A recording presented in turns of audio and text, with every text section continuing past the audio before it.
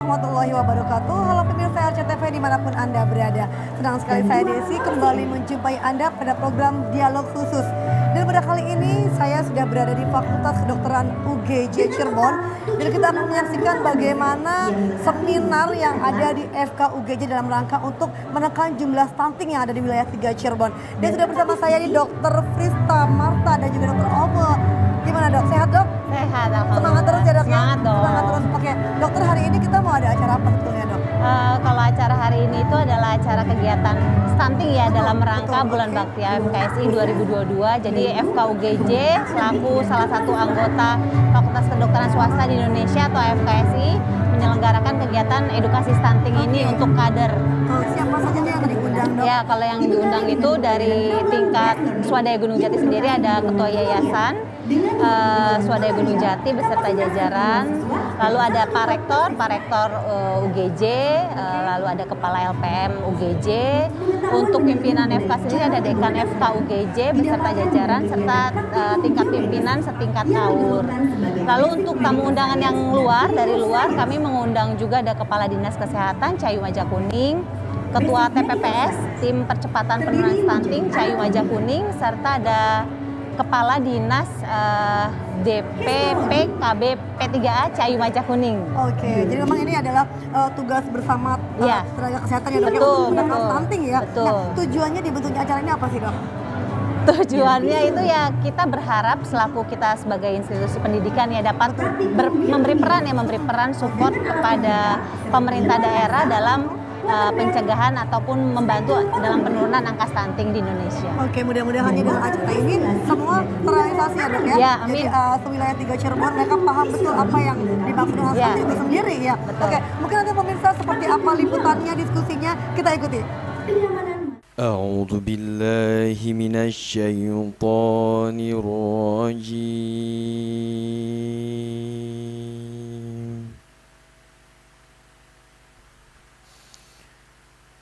بسم الله الرحمن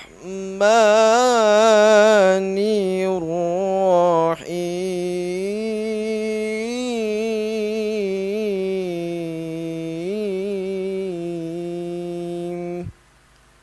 وإذ تأذن ربكم لئن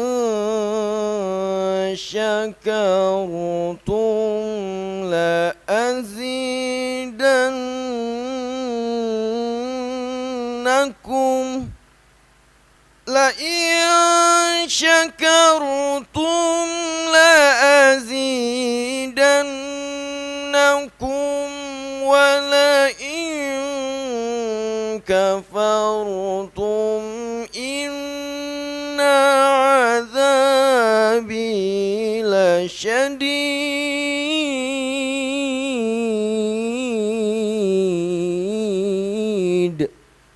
بسم الله الرحمن الرحيم والذين هم لأماناتهم وعهدهم راعون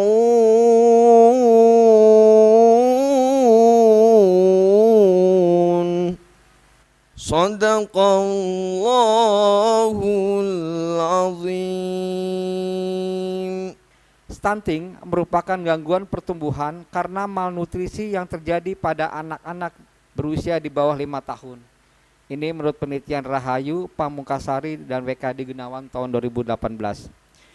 Kemudian stunting terjadi mulai janin masih dalam kandungan dan baru tampak pada saat anak berusia 2 tahun. Penelitian dari Sutarto et al. Tahun 2018. Dan kita ketahui bersama bahwa negara Indonesia adalah negara berkembang yang tentu saja memiliki masalah yang sangat kompleks, terutama dalam masalah gizi atau lebih tepatnya masalah kekurangan gizi. Menurut data terakhir terkait stunting, di mana jumlah stunting dunia ada 149,2 juta anak. Di Indonesia ada sekitar 24,4% dan di Jawa Barat ada 221.065 anak yang menderita stunting. FKUGJ sebagai fakultas kedokteran satu-satunya di wilayah 3 Cirebon, Ciayu Majakuning, merasa terpanggil dan ikut bertanggung jawab untuk dapat berperan serta secara aktif membantu pemerintah Republik Indonesia dan juga pemerintah daerah di Ciayu Majakuning dalam upaya menekan jumlah angka stunting. Hari ini FKUGJ bersama-sama dengan Asosiasi Fakultas Kedokteran Swasta Indonesia melakukan kegiatan Bulan Bakti AFKSI tahun 2022 dengan kegiatan One Day Seminar Pencegahan Stunting. Dengan menghadirkan para pakar-pakar yang sangat kompeten dan dengan tujuan untuk memberikan bekal kepada para kader di puskesmas dan juga tim pendamping keluarga agar dalam melakukan edukasi pada masyarakat dapat lebih terintegrasi lagi. Dalam kegiatan ini kami juga mengundang Ketua Tim Pengendali Percepatan Stunting atau TPPS, Kepala Dinas Pengendalian Penduduk, Keluarga Berencana, Pemberdayaan Perempuan dan Perlindungan Anak atau DPPKP3A, serta Kepala Dinas Kesehatan. Semuanya ini sengaja kami undang dengan hormat di FKUGJ untuk dapat memberikan sharing pengalaman berharga yang semoga bisa dapat menjadi informasi bagi Pemda lain. Dan juga dalam rangka mendapatkan solusi bila mana ada permasalahan atau kendala dalam upaya percepatan penurunan stunting di daerah masing-masing. Dan perlu saya sampaikan bahwa FKUGJ dalam membantu penekanan angka stunting tidak hanya sebatas seminar saja, namun akan kami tindak lanjuti dengan kegiatan-kegiatan lain yang tentunya dengan bekerjasama dengan pemerintah daerah, TPPS, Dinas Kesehatan, dan Dinas DPPKP3A demi tujuan untuk menekan angka stunting. Bapak dan Ibu seluruh tamu undangan yang saya hormati, kami berharap UGJ, FKUGJ, dan AFKSI dapat membantu pemerintah Republik Indonesia, pemerintah daerah, dan pada akhirnya seluruh masyarakat di Ciayu Majakuning dalam upaya menekan angka stunting. Dan perlu kami sampaikan bahwa FKUGJ siap membantu pemerintah daerah di Ciayu Majakuning khususnya dalam hal sumber daya manusia tenaga kesehatan, baik itu dokter umum, dokter spesialis maupun mahasiswa kedokteran bila mana dibutuhkan dalam upaya tersebut. Dan pada hari ini juga kami membagikan glow chart dan meteran bagi Bapak Ibu kader sebagai alat bantu bagi para kader kesehatan dalam upaya membantu menegakkan diagnosis stunting di desanya masing-masing. Kami mengucapkan terima kasih yang sebesar-besarnya kepada Bapak Ketua Yayasan Pendidikan Swadaya Gunung Jati, Bapak Dadang Sukandar Kasidin, dan yang terhormat Bapak Rektor UGJ, Bapak Profesor Dr. Haji Mokarto, Siswoyo Dr. MSc, atas semua dukungan dan bantuannya pada setiap kegiatan yang dilakukan oleh FKUGJ, termasuk acara hari ini. Sebelum saya mengakhiri pidato, izinkan atas nama pribadi dan saya sebagai dekan FKUGJ meminta keikhlasan Bapak dan Ibu sekalian untuk memberikan doa yang tulus dan turut bela sungkawa prihatin atas musibah gempa bumi di Cianjur, Jawa Barat. Semoga seluruh masyarakat Cianjur diberikan ketabahan dan kesabaran, dan bagi yang meninggal diampuni segala kesalahan dan dosanya dan ditempatkan di surga. Amin amin ya rabbal alamin. Bismillahirrahmanirrahim. Al-Fatihah.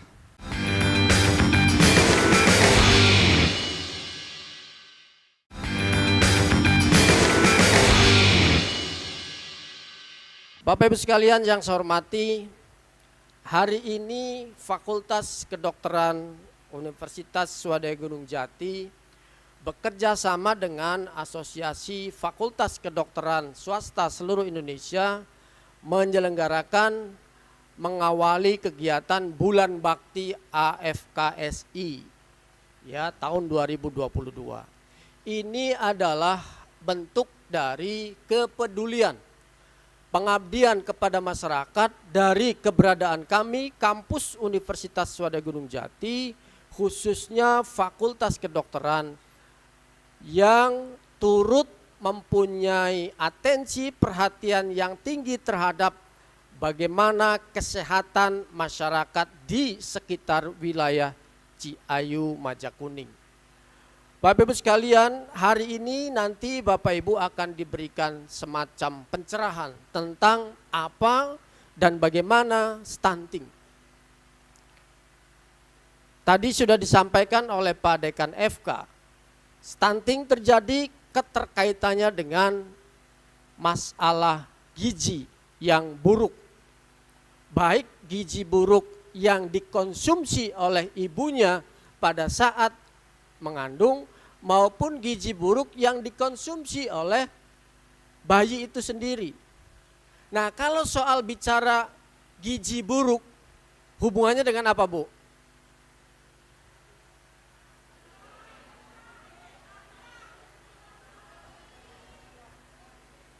Hubungannya dengan pulus. Benar nggak? Tidak mungkin orang gizinya buruk, kecil kemungkinan orang gizinya buruk kalau duitnya ada buat beli gizinya, benar nggak? Tapi itu sesungguhnya bukan satu-satunya. Orang tidak punya uang tapi bisa mendapatkan gizi yang baik apabila tahu, paham, ngerti sumber-sumber gizi yang baik itu apa saja. Benar nggak, Bu? Oleh karena itu saya kira proses pencegahan stunting atau percepatan penanganan stunting ini mesti dilakukan secara komprehensif.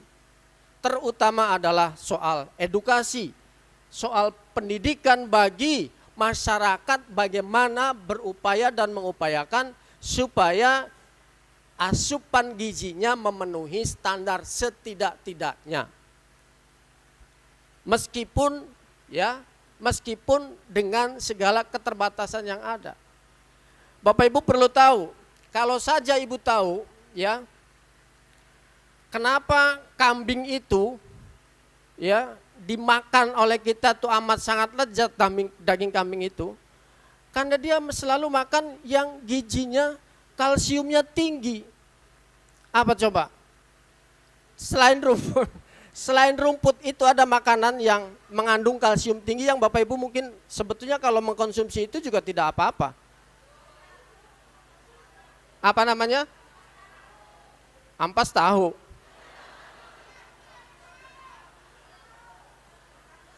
Bukan, ini si tanaman, daun-daunan. Ya, semacam kelor.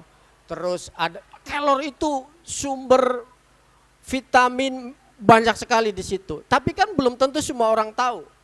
Ya. Taunya dunia tidak sedaun kelor, taunya cuma begitu doang. Ya kan? Dan banyak lagi ya sebetulnya ada di sekitar kita itu yang punya kandungan vitamin dan gizi yang tinggi. Tapi karena pengetahuan masyarakat kurang, maka itu dibiarkan terlantar dan tidak termanfaatkan untuk asupan gizi yang baik. Nah, saya kira Bapak Ibu yang hadir pada hari ini yang nanti akan mengikuti seminar, di antaranya adalah akan diberikan pengetahuan bagaimana meningkatkan asupan gizi masyarakat dengan kondisi yang serba terbatas. Kalau berharap diberi uang oleh Pak Bupati atau Ibu Wakil Bupati, wallahu alam, bener gak? Seluruh dewek baik gitu kan. Ngerti dewek baik. Nah, Bapak Ibu inilah yang akan menjadi pahlawan-pahlawan bagi pencegahan stunting. Ari stunting ku jare bahasa Cirebon itu ceret, Bu. Benar gak? Iya. Dan bahayanya Bapak Ibu, bahayanya anak-anak bangsa ini ketika tingkat terpapar stunting ini begitu tinggi, itu akan jadi beban bagi negara ini. Akan jadi beban bagi pemerintah, beban bagi kita semua. Karena anak-anaknya stunting ini kelak dia tidak akan bisa ya berproduksi, tidak akan bisa menjadi tenaga kerja yang betul-betul produktif sebagaimana yang diharapkan. Itu akan jadi beban. Dan saat ini tadi disebutkan oleh Pak Dekan, angka prevalensi stunting sekarang itu mencapai 24, sekian persen dari seluruh balita yang ada. Itu masih cukup tinggi meskipun katanya dari tahun ke tahun menurun. Tapi Presiden Joko Widodo berharap bahwa angka stunting itu di bawah 10%.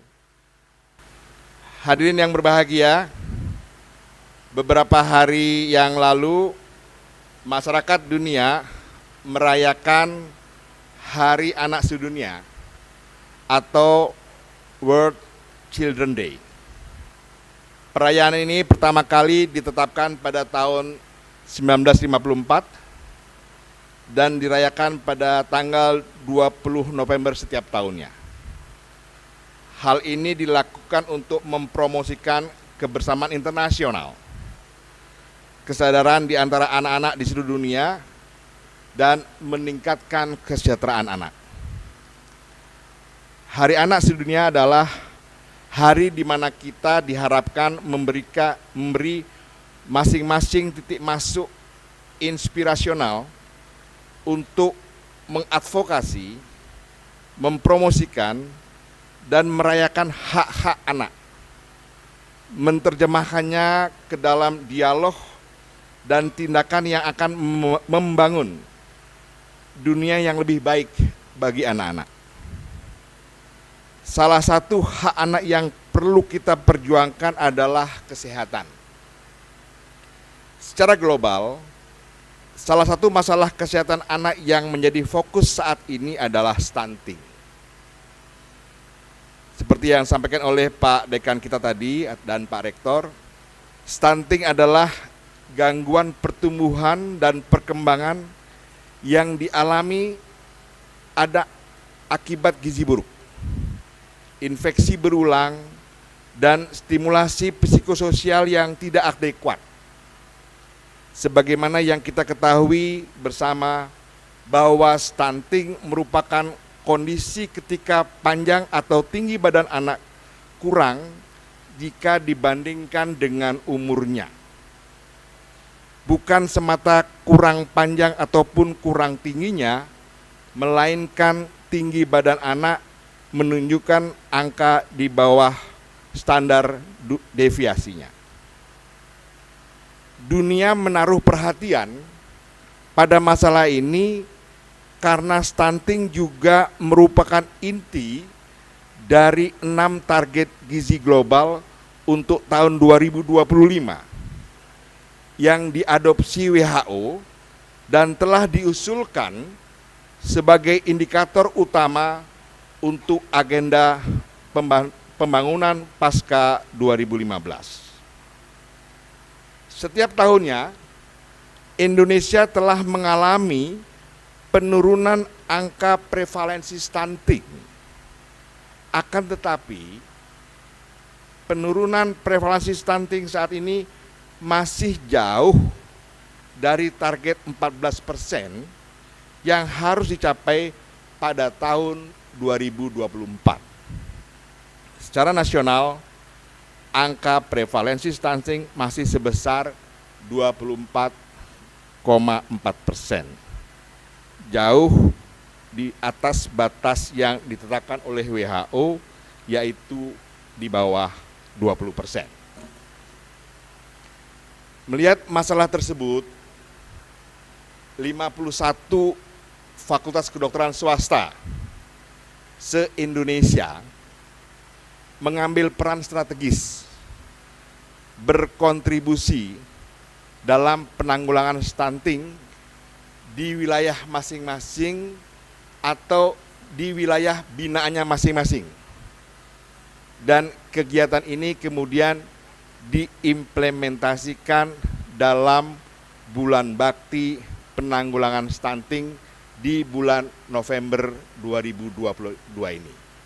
Yang tadi telah disampaikan oleh Pak Rektor, idenya sebetulnya datang dari Dr. Catur yang kebetulan di kepengurusan PBAFKSI, Pak Dekan kita ini adalah sebagai Wakil Ketua 3 Bidang Pengabdian Masyarakat. Tepuk tangan untuk Dr. Catur.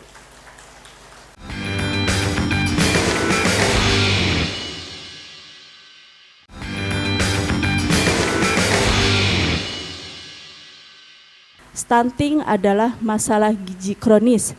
Nanti ada Pak Dokter ahli gizi yang akan membahas. Jadi saya cukup menyampaikan mau apa UGJ ke depan untuk penurunan stunting. Karena objinnya sudah ada yang untuk membahas maternalnya. Kemudian masalah anaknya sudah ada, dokter anak, dokter Iman. Kemudian masalah gizi juga sudah ada. Jadi saya tinggal peran FK UGJ itu ke depan seperti apa. Enteng kalau kayak gitu 5 menit juga selesai, ya dok ya.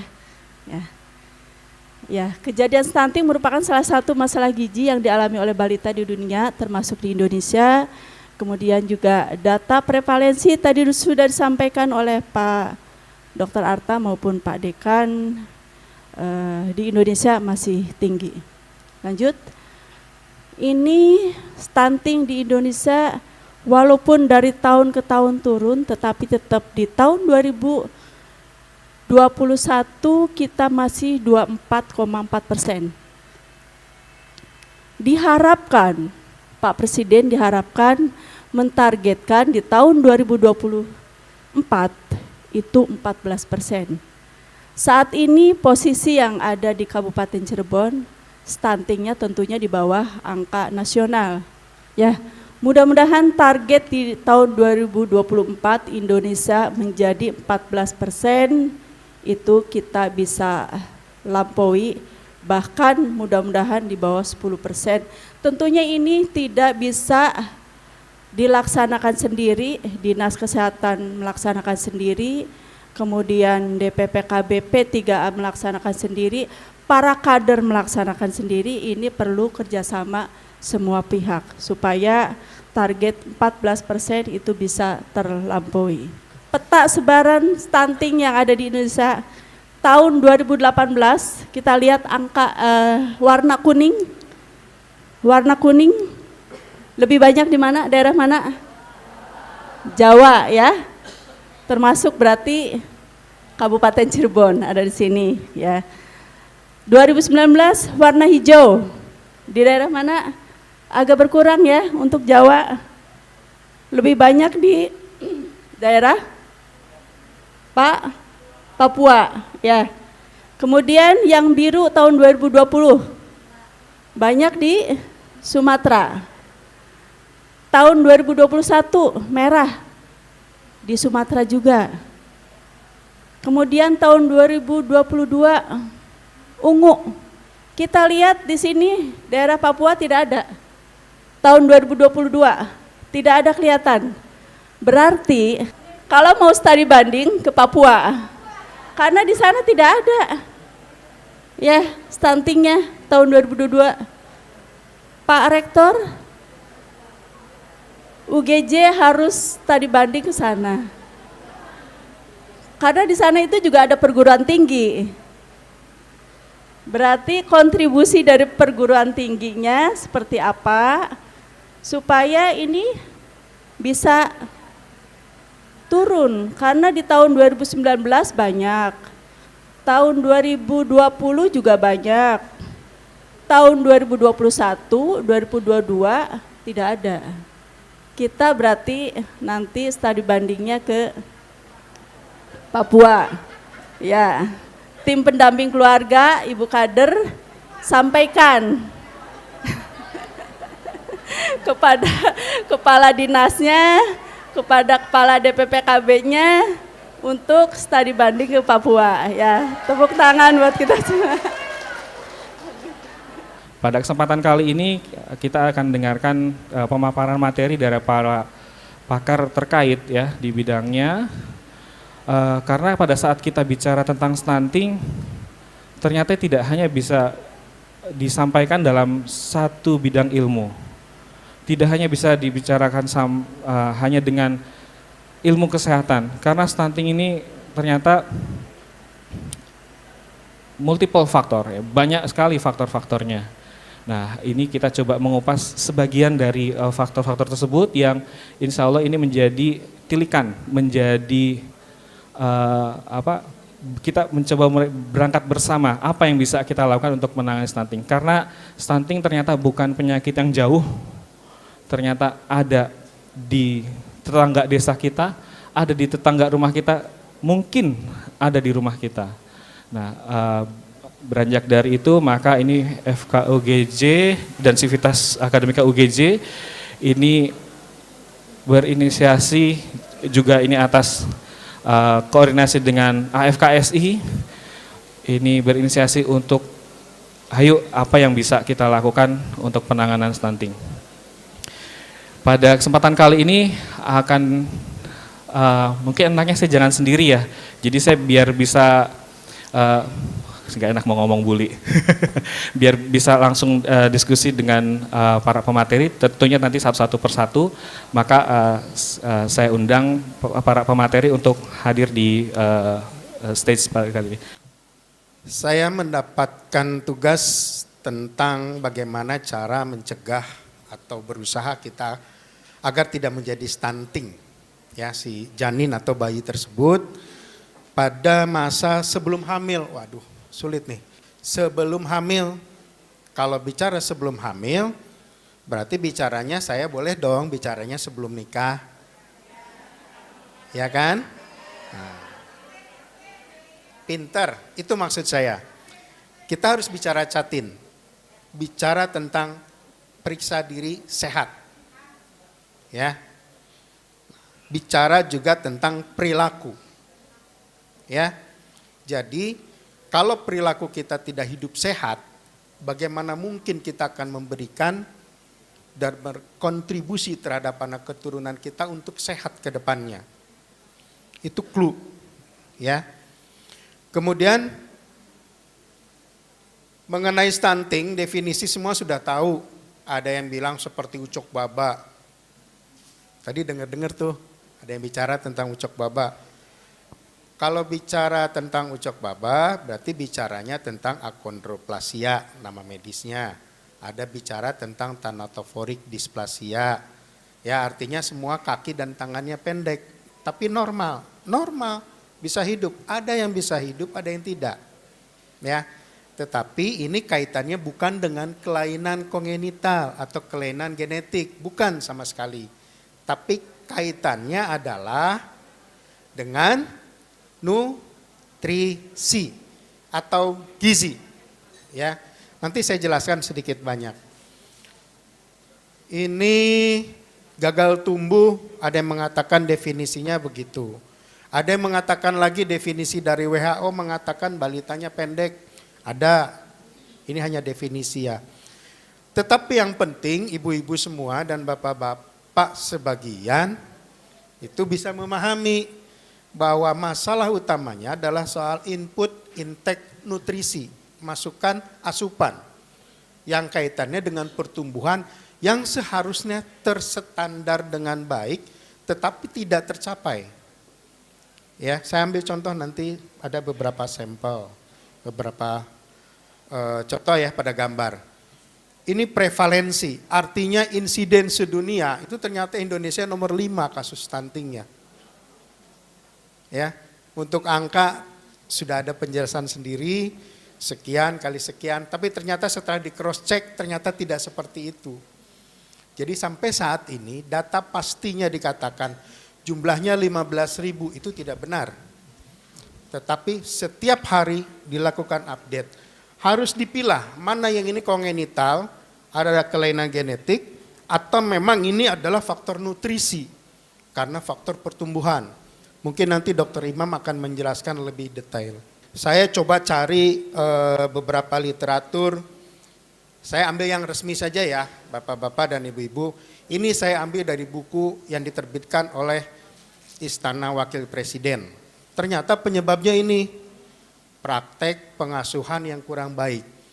Jadi selama kehamilan, masukan makanannya, kemudian gejala selama mual muntah selama hamil itu dialami terus menerus. Ada bahkan yang sampai 9 bulan. Betul?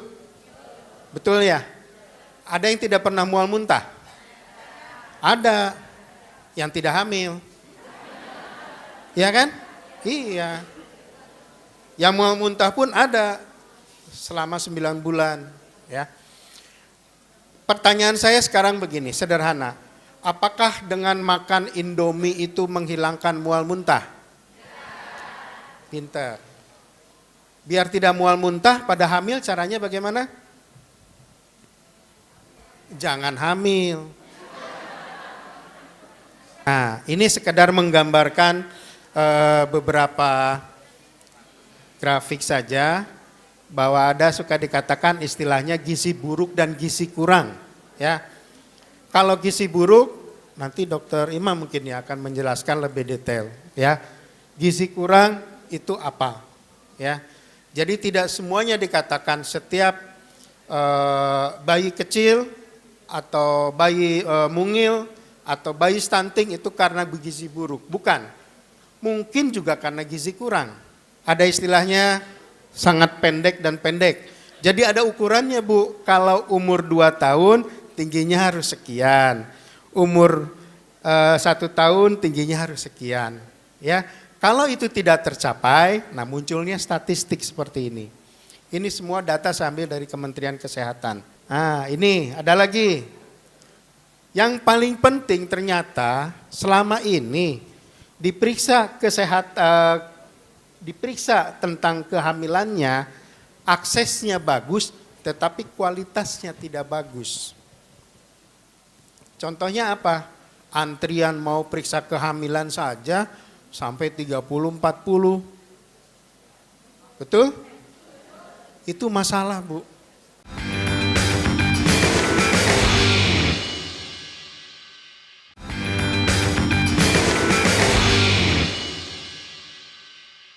Sekali lagi, stunting ini merupakan kalau di bahasa sosial medianya adalah trending topik ya di kebijakan di seluruh Kementerian Kesehatan maupun kementerian-kementerian terkait lainnya. Stunting ini sangat-sangat jadi primadona di mana-mana. Pasti kita selalu diberikan materi tentang stunting. Mungkin sekitar akhir tahun 2016 atau 2017 ini stunting menjadi primadona. Kenapa? Karena kita menyadari bahwa sumber daya manusia Indonesia ini masih sangat rendah. Artinya kondisi stunting itu menyebabkan nanti ke depannya mungkin dalam 15-20 tahun lagi sumber daya manusia ini akan rendah dan mungkin juga lemah. Jadi makanya di kesempatan kali ini yang diinisiasi luar biasa sekali oleh Fakultas Kedokteran UGJ ini yang bekerja sama, dan saya yakin mungkin saya baru pertama kali juga melihat ada komprehensif dari berbagai macam elemen masyarakat maupun elemen pemerintahan maupun elemen akademisi, kita bersatu padu untuk melawan untuk mencegah stunting ini. Jadi yang tadi pentahalik tadi disampaikan oleh Dr. Denny dan Ibu Eni itu sudah terwakilkan lah, ya, sudah terwakilkan dan sudah benar-benar dijalankan oleh kita semua.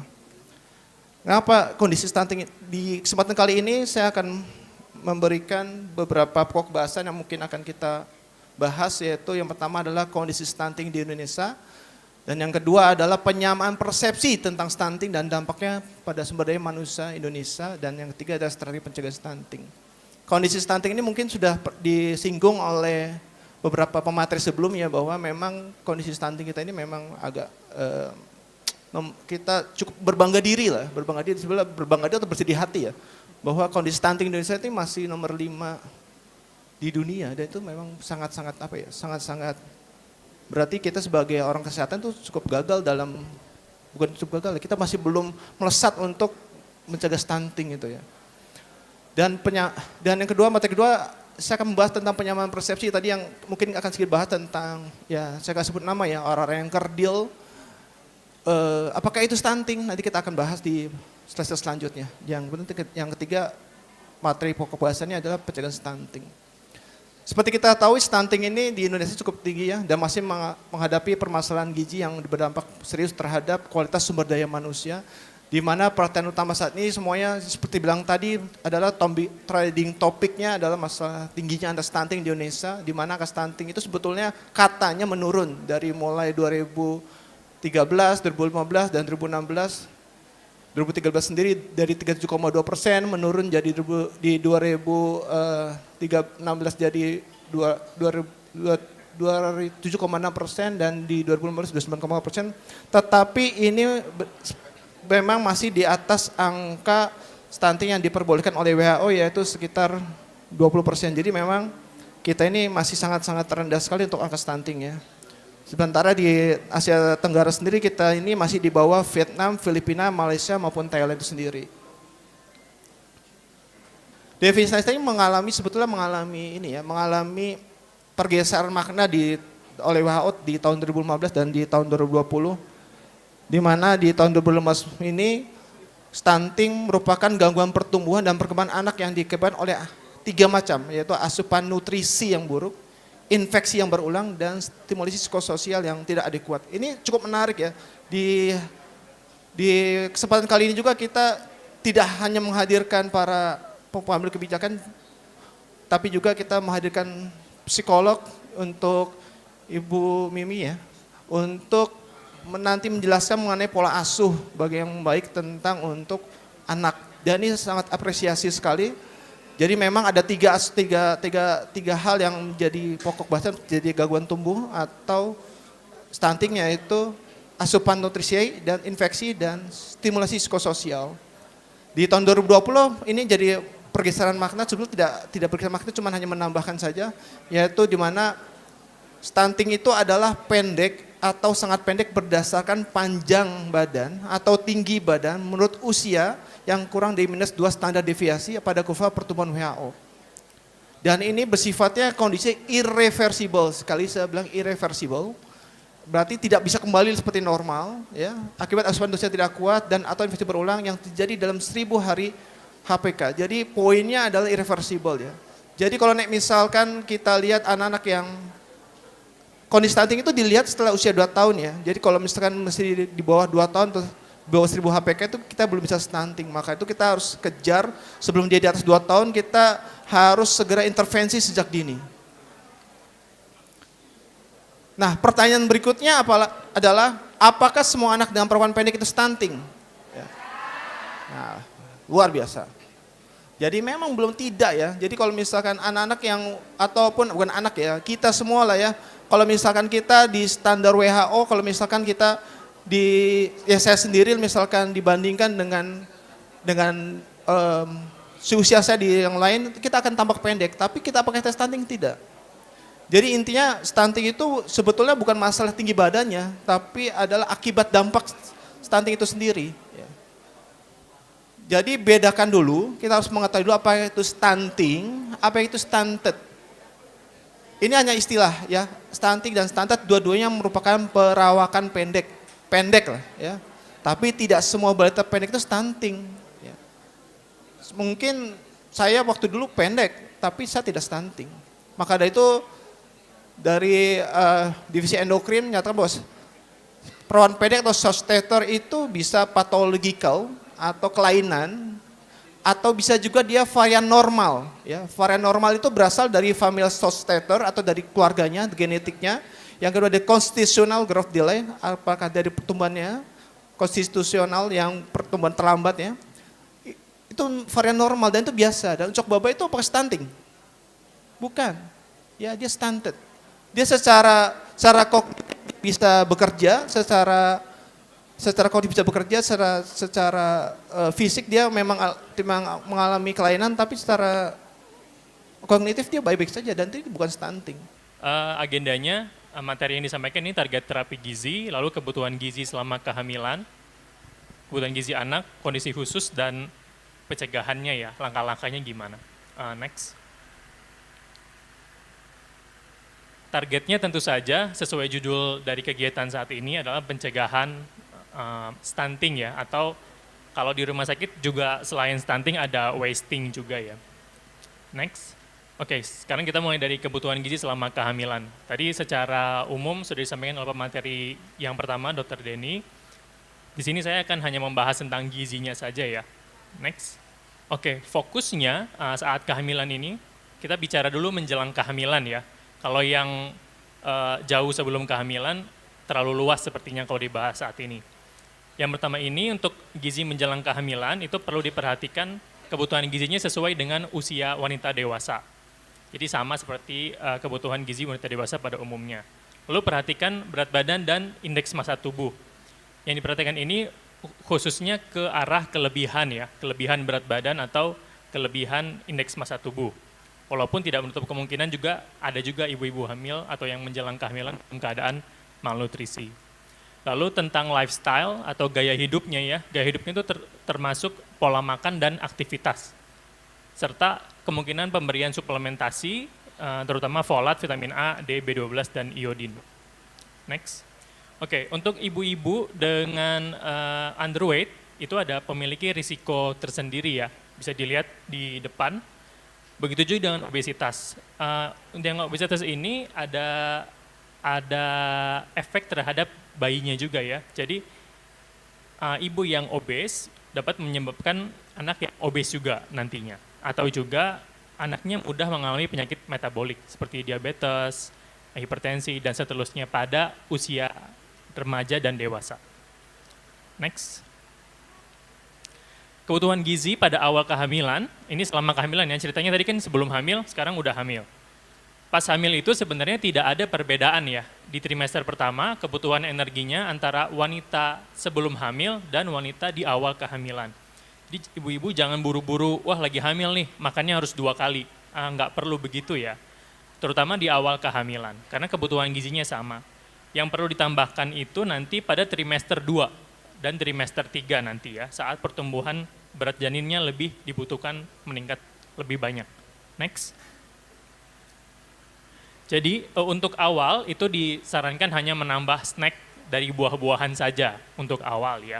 Tentunya dengan memenuhi kebutuhan gizi secara umum, dan biasanya untuk awal kehamilan juga sudah dapat suplementasi dari dokter obsginnya ya, atau dari puskesmas.